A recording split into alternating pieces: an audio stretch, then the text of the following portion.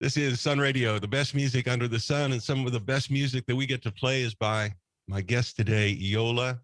Yola, I know we taped this earlier in the summer, but we are playing this back on July 31st, 2021.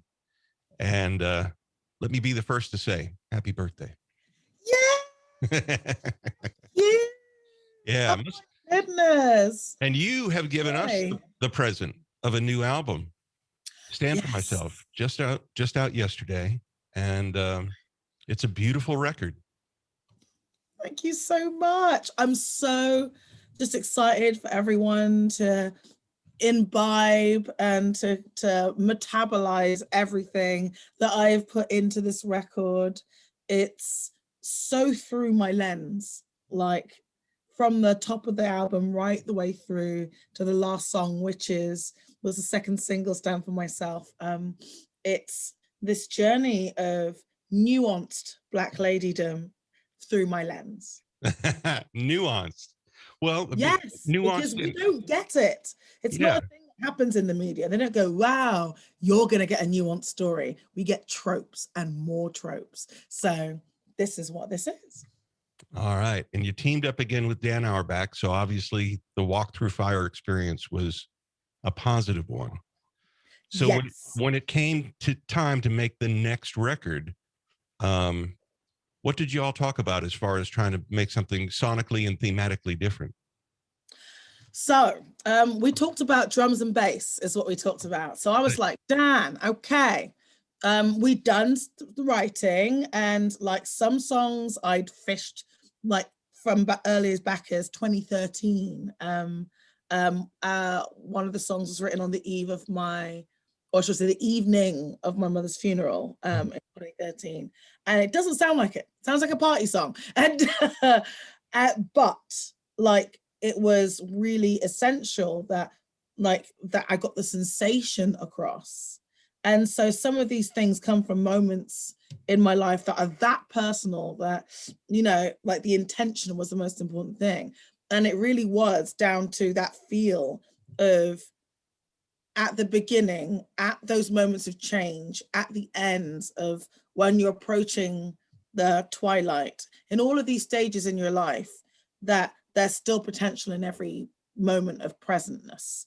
And what was the song? Excuse me. What was the song that I just stepped on you? I apologize. What was the song about your mom? It's called Break the Bow. Okay.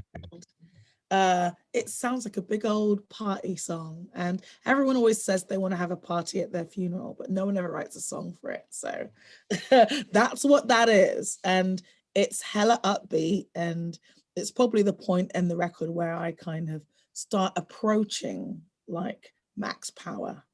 And yeah, it's a real catharsis for me to sing as well. And my mother was from Barbados. And so there are lots of references to things she loved to do in her childhood, and like the imagined return to that idyll, if you will. Yeah. And Break the Bow is one of the shouters on the record. Yeah, that's like a dancey. It's up tempo. I remember James, the bass line. Yeah. On my motorcycle when I was on the way back home from my mother's funeral. And I was like, it came into my mind. It's like, ding, ding, ding, ding, ding, ding, ding, ding, ding, ding, ding, ding, ding, ding. I was like, that's a weird bass line to come into your head at this time. And I'm crying, and like the wind's like get batting the tears back from my eyes as I'm riding home on my motorcycle. And I'm just, yeah, like this bass line. And by the time I pull into like in front of my house, like the lyrics are coming. I'm like, oh no, looking for my phone. And then I start tapping madly just to kind of put them onto something. And I sing the melody into the voice notes. And so that's kind of like how it came together to start with. And then I just needed, we played it out as well a good few times. And so I then needed to kind of like give it the polish and like a little bit of like maybe add some sections. And so we added like a bridge, and we did a little bit of re-lyricing on a couple bits towards the end. But it's very recognizable. People that had seen me before I was signed would recognize it. Yeah. Was that in Bristol? Yeah, that was in Bristol. My mother is buried in Portishead, and yeah, that's so I was riding from Portishead back to Bristol. Okay. And note to self, never ride a motorcycle to a funeral. No. Because when you're crying, like, Right. it's really not safe. And helmet or no helmet, it will be hair challenging too. Yes, really hair challenging, like on all the ways. It was a dreadful idea. Take a taxi. That's the teachable lesson from that song. But another thing about Bristol that was challenging was being a young Black woman who loved music and wanted to be in music. It was not very welcoming, was it? Well, I feel like it was more where I grew up in Portishead. So it was a little town outside. And in the small town vernacular that you may be aware of, like being a token, it doesn't go down well. And yeah, I got bullied to heck. I got the crap beaten out of me a good few times. And that made just existing and standing in my own power kind of hard. And then the whole, strict kind of parenting rule book of there are 3 acceptable jobs: doctor, lawyer, engineer, nothing else. And so, because people always need all 3 at some point, the idea is of like guaranteed sustainability, like being in the arts was like a hard no. And so, yeah, like in the house, it wasn't welcome. Out of the house, I didn't really feel as though I was empowered anyway. When I moved to Bristol, that was a more fertile ground for sure, because the city's quite liberal. It's like a little liberal hub in the area, but it was very much within a trope. And this is the kind of tough thing about the Black lady story, is that it's always dogged by tropes, be it the strong Black woman trope, be it the angry Black woman trope, be it whatever, the hypersexualized Black lady trope. They're all things that in their ways may be perceived as positive in some guises, but always have massively damaging effects on us. Yeah. Also the background singer, Black woman trope. Yeah. And I didn't do background singing purposefully because of that trope. Right. I did 2 jobs for my friend who was an MD who was really stuck and about to lose his job if he didn't sort it out. And it's almost, but no one ever mentions that. And they think that my studio work was me out on the road doing background singing. And that was something that I had to avoid because everyone assumes that that's what your role is. And that in itself is telling. You've actually had people at shows saying, oh, you must be one of the background singers. Yeah, like 100% all the time, especially because I'm dark skinned. Really? And so it's a colorism thing. So if I was Black but lighter skinned, they might just think I might be the artist. But if you're darker than a certain color, then all of a sudden it's like, no, you've got to be the background singer. Plus I'm, plus size lady. Right. So that's like another thing that is like, it's almost like there's a type. And that type couldn't possibly be in the front.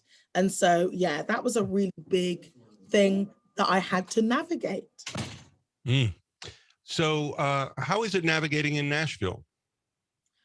Well, I arrived here somewhat fortunately on the wings of a lovely maybe like it was like I got teed up by Ann Powers. And so when I came to showcase here at Americana Fest, it was almost as though I'd had like someone go, oh, this person is a multifaceted person. And so I felt as though I came into the space with a little bit of help. And that definitely meant that when I was having conversations with people, I felt as though that I was able to kind of speak maybe more freely, less reservedly than I would do in the UK. And that meant that I've just had the most glorious time here. And you fell in with a good group of folks. That's always important too. Dan Auerbach. Yeah, it's taken time to complete that circle, because that's really what it is. You fall in with a group of people and you connect with them, but you've got to learn them, and they've learn you. And maybe that's like what another thing outside of the very different way that we wrote the record. That's something else that you'll hear in this next coming record. Well, I love the record, and I love the fact that the songs are so different. The first song that we started playing, "Diamond Studded Shoes," is, you know, a very powerful song about, hey, this is why we have to fight, and very strong. But there's beautiful ballads. There's one that's almost like a doo-wop song, and I love the "Dancing Away in Tears." It could almost be a Donna Summer song, and there's got to be a dance remix of this song. There does. Yeah. Thank you. Absolutely. Good ideas. So it fun. really does. I think there's a few moments on this record that could really take to dance remixes. But Dancing Away in Tears is just like, I was literally gestated on disco. My mother was a disco DJ, and really? as an SEN registered nurse, and she combined the two to chill out the patients because she worked in a mental institution. And so that's how she would chill everyone out, and it made bedtime better for everyone on the ward. So like when I was in the belly, it was disco, disco, disco. And so yeah, like I was like, it was always going to come out. And this whole record is like a journey through my actual sonic life experience. Well, you've mentioned bass twice in the conversation, and that's something that really stood out to me when I listened to the record, the bass. And you have like at least two great bass players on this record. Dave Rowe, who plays on is Dave Rowe on there? No. Okay. He was on the first record. He was all over the first record, did all of it. Okay, my mistake. And Nick Motion was all over this record. Okay, so Nick playing the bass, who's from the Dap Kings, Dancing Away in Tears. He's really going to town on it. And here I'm doing air bass on Zoom with Yola. But also a song that it's not a disco song, but feels like a very powerful R&B song is Starlight. Yes. Like yes. Patti LaBelle could say, "Girl, I want that." Yes, like 100%.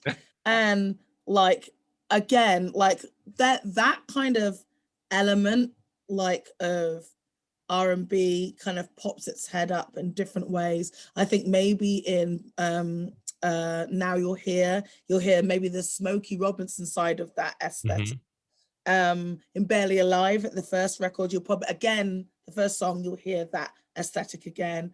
And so it just, soul music is something that can almost contort itself to combine itself with everything. And to the point that we've almost forgotten it's a genre. You know, like there isn't a genre, a soul genre in the Grammys. There's R&B, like, and hip hop, and like, but we don't have soul. And so it's something that we really don't have maybe like as much of an awareness of anymore, that we don't talk about as much anymore. And so the thing that binds all of this record together is soul music, in how it relates to disco, in how it relates to rock and roll, and to things that are countrified, to things like, that's the thing that binds this whole thing together, and why it flows, even though there are differences right across it everywhere, even especially in the doo-wop moments, classic pop moments, you can hear where soul and pop come together, you know. And so that's something that I was passionate to showcase on this record. And you mentioned the word nuance, and you don't have to go full bore, turn it up to 11, like with Break the Bow, where you kind of, that's a shouter in my ears. But on other songs, you're very much restrained on the way you sing. You don't use everything in your arsenal on the song, because the song doesn't call for that. That's the trick. Yeah. You don't always, but sometimes people will be like, I think now's the time. With Break the Bow, like, me and my mother had an extremely difficult relationship. She had all the tenements of a clinical psychopath, which made her very useful and good at her job. And society tends to reward those traits in a person because it makes them work efficiently. But then when it comes to like emotions and empathy, you can find yourself left wanting. And that's utterly heartbreaking, and it'll never cease to break my heart when I think about it. And so when I sing this song, the catharsis is to a level where I'm perpetually in this state of forgiveness and a little bit of just joy and wishing her this fortune to kind of return to the Barbados where she grew up before the bait and switch of Windrush happened. Right. Wow, the way you describe your mom in just a few sentences, I think of one flew over the cuckoo's nest, because she worked with mental patients. She learned how to control them. And yet you say that she was almost a psychopath herself. That sounds like Nurse Ratched. Yeah, well, thankfully not a full Nurse Ratched. Like she was by and large like so well received in her work because of her ability to see an issue coming and just be able to work with it and to use music as a way to create a good vibe in there. So found ways to use those traits, and lots of people, especially in media, music, politics, business, CEOs, they all have high volumes of these psychopathic traits. It's extremely common in these traits, and also in psychiatric nursing. It's very common. And so people kind of associate it with, like, you know, Nurse Ratched, the kind of crazy kind of thing. But it's more often demonstrates itself in business and in areas where you need to be like problem solving and efficient. And so that's why it gets rewarded in society. And I think that's another trope that gets appropriated, or should I say associated more than appropriated with, associated with Black women, is the crazy Black woman. Like you can't just be actually functioning and have like something with your psychology that gives you a greater sense of that ability to function. That attributed to a white man is just seen as, oh, he's a deal maker and a go-getter and all this stuff. He's and assertive.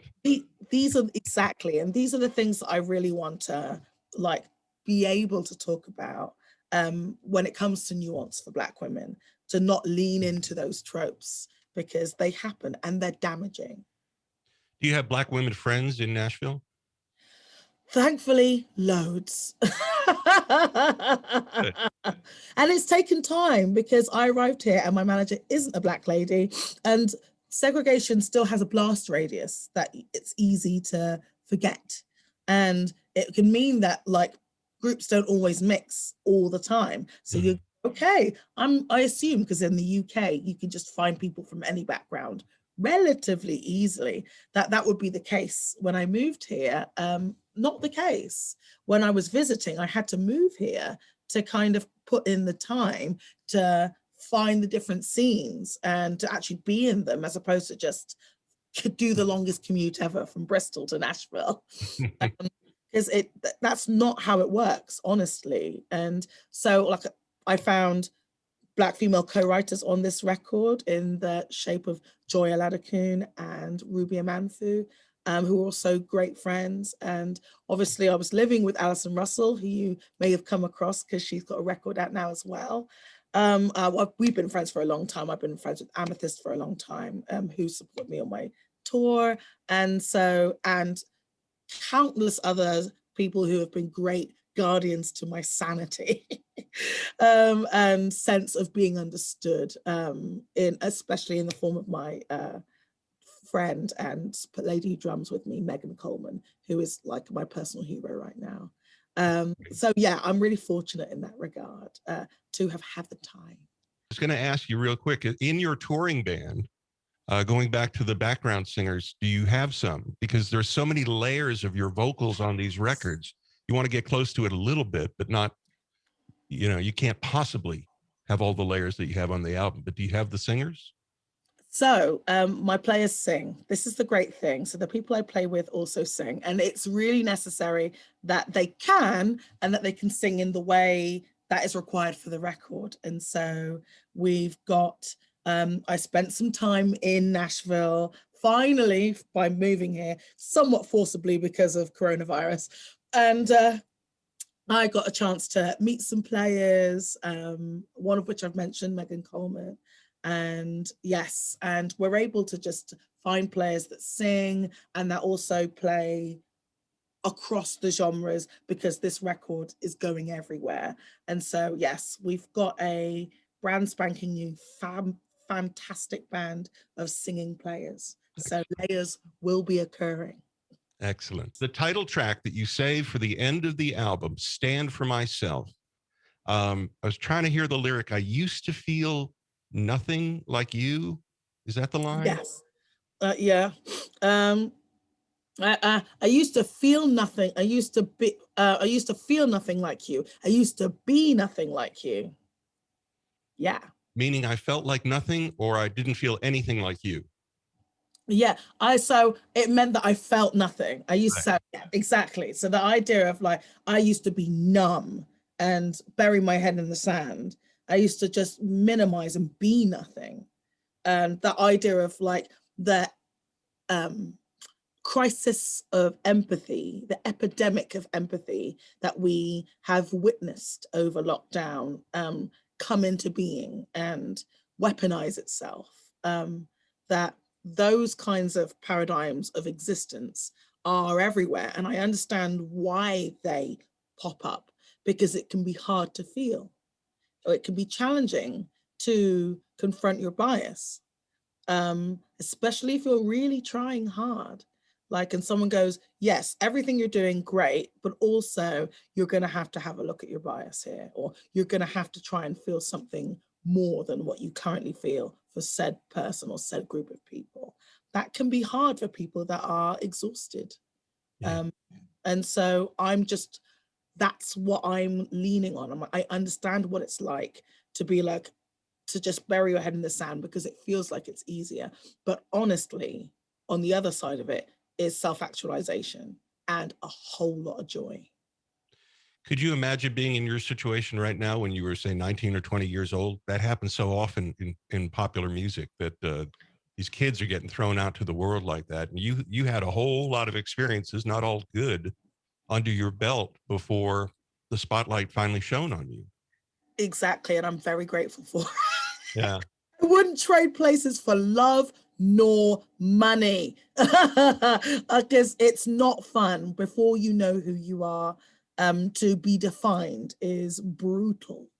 And yeah, that's a life I'm glad I missed. All right, Yola, Stand for Myself, the title track to the brilliant new album just released yesterday, and she was released on this date. So happy birthday. Yay! And lovely to talk to you. See you when you come here to Austin. Yes, indeed. Thank you so much for having me. This was a joy. Thank you.